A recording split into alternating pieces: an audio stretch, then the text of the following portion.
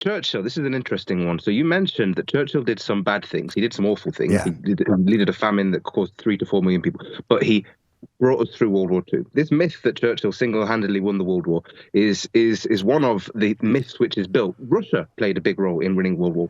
Who was the leader of Russia during World War II? Do you know? Stalin. Could you tell me? Stalin. Stalin did some awful things. Stalin also helped defeat Nazi Germany. Should there be statues of Stalin all over the place? Most English people would say no, because he also did awful things, right? Churchill did awful things. But Churchill was our man, though. He was the one fighting on our side. I mean, most people would say there should be no statues of Stalin in Russia today because of the awful things Stalin did there. And Churchill didn't just do awful things in the UK and to Irish people. He did awful things to Indians. He did awful things to Sudanese people. He did awful things to Afghans. He claimed that he hated a lot of these people. He said, why, if there's a famine in India, why isn't Gandhi dead yet? And that Gandhi should be tied to the gates of Delhi and trampled on by a giant elephant. He has this rap list of basically being very, very racist and seeing people of darker skin tones as subhuman, and basically running an empire based on that, whilst talking about freedom for Western countries. Is there? I'm not disputing, because I know what you say to be true, but there was a prevailing mindset at that time of superiority, white superiority, and such like, and. I guess mindset of anti-Semitism and Nazi Germanism. Does that justify the Holocaust? No, and Churchill himself was seen to be worse than most of his contemporaries in that regard. One of his own conservative cabinet members said, in terms of Indians, I see Churchill's views to be no different to Hitler's. Like, Churchill was seen to be particularly colonialist compared to other people in the UK at the time by a number of his contemporaries within even the Conservative Party, not even talking about Labour or Liberal MPs. But this is the point. We're not revising by talking about removing a statue. A statue is stone, it's granite, it's symbolism. No one is destroying history by talking about street names. What we're doing is we're updating history, because history, as Churchill said, I intend to write history because I'm going to win. Well, I can't remember the exact quote. It's like, history will be kind to me because I intend to write it. That's the quote. I think that's pretty much it. Exactly. And then he went on and he wrote it, and history has been kind to him. And only now are we starting to discover some of his darker sides because of the very people who are trying to so-called destroy history. Can I ask you? Yes, I'm following you absolutely clearly. I'm sure lots of people are going to be disagreeing with you passionately, but you set out a very good stall on Churchill. Tell me about Columbus, because this one I don't think I would have thought discovering the New World discovery, and even though there are disputes about that. It's a mistake. That meant to go to India, the wrong way round. But I find it difficult. I will never know. I don't have the historical knowledge, but I find it difficult, the idea that he set sail with the idea of establishing 500-600 years of slavery. He went out to find passage. He didn't go to set slavery in the Americas, because, as we know, he just got lost and ended up somewhere else. And until his dying day, he refused to accept that it wasn't India where he'd arrived. That's right. So this guy was just a bit of a lost guy who didn't know how to follow directions at the end of the day. But he was also personally very cruel. There are large accounts of him kind of committing atrocities against indigenous people in the Americas, cutting off hands, having personal people work as slaves for him. So it's not necessarily that he had the intention. It's not that everything that has happened in the Americas should be blamed on Columbus. Columbus was known to have been a tyrant in his own kind of running of the colonies when he first arrived. And then the one that I also struggle with, Ghandi. Ghandi uses an abusive negative term against black people in South Africa. So Gandhi's an interesting one. Yeah. Obviously, Gandhi happened at the University of Ghana. University of Ghana wanted to erect a statue of Gandhi, and the members of the University of Ghana said, well, we don't want it because this guy was racist against black people. And when he was younger, he refused to travel on trains with so-called Kafirs. Right. And this is an interesting story with Gandhi, because Gandhi, as you say, a lot of these people are complex individuals. Gandhi played an immense role in the liberation of India from British colonial rule, but at the same time, Gandhi, he was tied to some of the Hindu-Muslim tensions in India at the time. He was known to sometimes sleep with, younger girls, not sleep with them, but to try and, in order to prove his chastity to himself, sleep in the same bed as them, and try and say, well, I'm being celibate, to test his own celibacy. And it was all very weird. And but that's the thing. A lot of people are complex individuals who have dark sides, but that doesn't mean we should be glorifying and venerating. And because what's the point of most of these? Sometimes it's black and white. I'd say with Cecil Rhodes, it's black and white. And I'd say even with a lot of the people in the UK who are completely seen as national heroes, there's much, much darker sides to them, and Churchill is one of them. Would you accept, though, Femi? And this is the problem, I guess, is that I think if you scratch the surface, you'll always find darkness and dark secrets. But there's a difference between oh, I'm kind of nice sometimes and I'm kind of wrong sometimes, and I purposefully exported grain during a famine which led to the death of 4 million Indian people. And then I also boasted in my diaries about killing Sudanese people. And then I also advocated, whilst being Prime Minister, for the use of poisonous gas on uncivilized tribes. So there's kind of, I did a few naughty things, and I did a few genocidal things.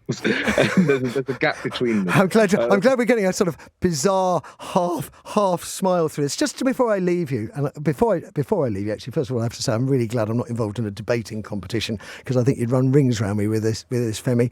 But how would you feel? How would you feel if you moved home, and the property you lived in was in Churchill Street? Would it stop you moving into that property? Would you feel rotten every time you went past your street sign or wrote it down on a piece of paper? Or would it be something that you could tolerate? I mean, I'm thick-skinned. I had to, like I say, I went to Oxford University, and I knew that there was a statue up there of someone who basically caused a load of people in Southern Africa to be working as slaves in mines in order to form a monopoly on the global diamond industry. And I got on with it and did my degree, right? But at the same time, I would know that it's representative of living in a country where people don't really take the history of colonialism and slavery seriously. People don't understand that the wealth of this country is built on, a lot of times, the exploitation of other people, even till today. And people are happy to go on kind of living in that world. And I understand that if people were more amiable to the idea of actually revisiting history and actually reassessing their relationship to history, they would be more bothered about what's going on in our textbooks and in our classrooms, and less bothered about a few people wanting to change the names of some streets and take down a few statues. He made no effort to hide the fact that he regarded the white races as a superior race. Nearly every person like him, though, white, educated, had that view. Yeah, he was a product of his time. I mean, Victoria had the same attitude. Yes. That the lesser races, as they called them, were people whom they basically despised, and Churchill carried that through his life. I mean, his attitude to Indians was appalling.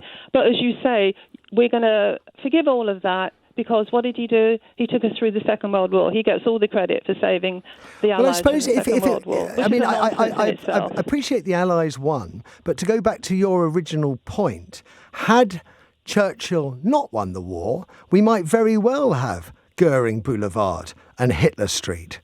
So if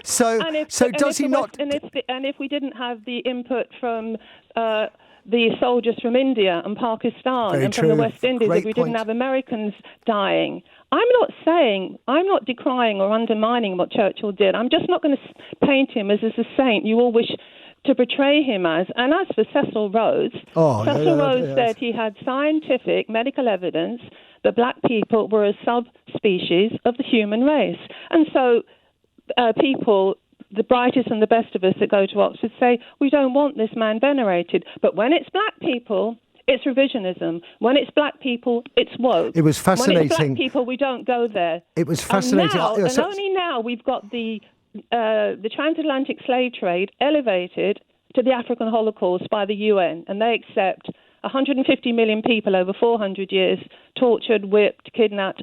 And this remark about we couldn't have had the African Holocaust without the help of chiefs who were actually lied to about what was happening. They were told that the people were going, they said the people were actually going to be servants and they weren't. you couldn't have had the Nazi Holocaust without collaboration as absolutely. Vichy and the French. Do we say that because the French and collaboration as Vichy helped the Nazis, that denudes the Nazi Holocaust? But again, when it's black people, it's always a different argument. I thought the most chilling part of Femi's story about the Cecil Rhodes statue was actually the interference of central government. That really... up until that point, it's a matter between the university, the students. Absolutely. And then as soon as central government moves in, it becomes something entirely different. If it was, as like that chap said, if it was the Nazi Holocaust and it was Jews, they wouldn't dare go there. In fact, they're going to move a memorial to the African Holocaust in Victoria Place and put the commemoration of the victims of the Nazi Holocaust right in front of it. So we've got nowhere to go. They don't care about the commemoration to our suffering, as your caller pointed out earlier.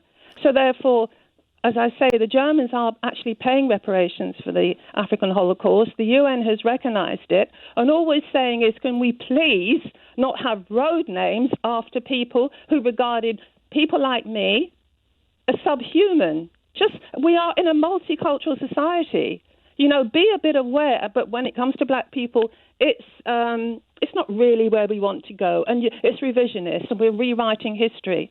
It's always the laws are different when it comes to black people. We're always at the bottom of the pile, or we're told to sit at the back of the bus, or not even get on the bus usually. As a Jewish person, I'm not going to talk about anti-Semitism and the Holocaust. Okay. But what I am going to talk about is a street in the city that's called Old Jewry, that was named after a ghetto of Jewish people who were expelled in the 13th century.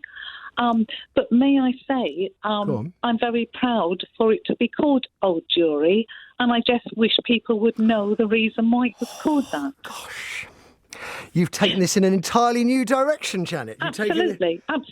So it's called Old Jewry. They were all expelled, I think, in the 13th century, and I don't think they came back till the 18th or 19th and the 20th century.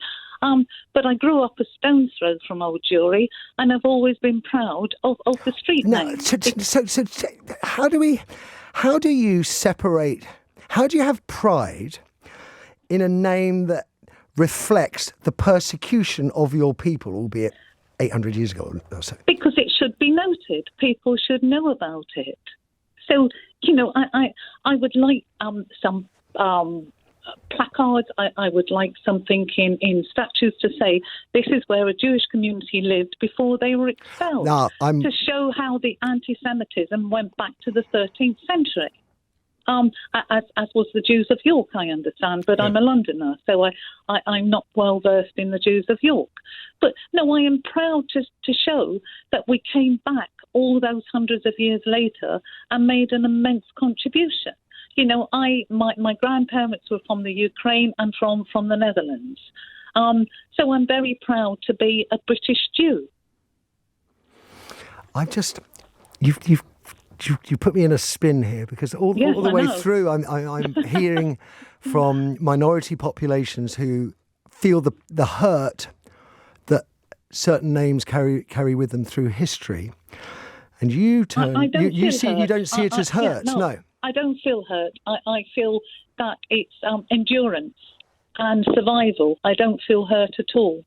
Would you be angry if it was renamed? Would you protest against? Yes, I think I would, because it would wipe out what happened to the Jews in the 13th century. I would be angry. I would like more information to generations why it's called Old Jewry. But yes, I would be upset if it was wiped out. Yes. Okay.